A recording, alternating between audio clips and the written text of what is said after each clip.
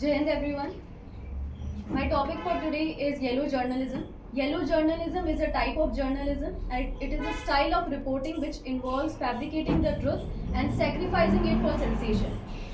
It involves exaggerating facts and it also involves twisting headlines to create drama and to attract views, likes, and TRPs.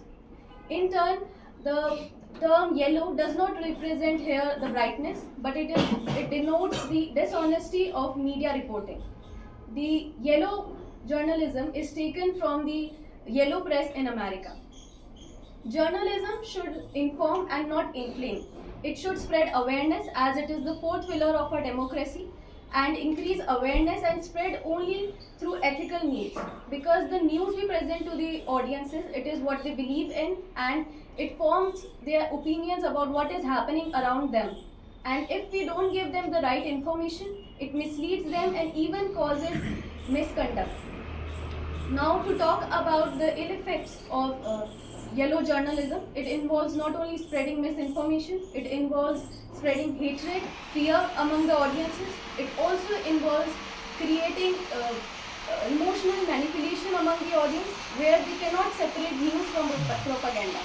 We often hear phrases like breaking news, shocking news, and when we actually click on it, we find that it is a minor news which did not even need our attention. So all this is done to grab their attention, and media houses are now becoming only the source of commercializing even the feelings of audiences.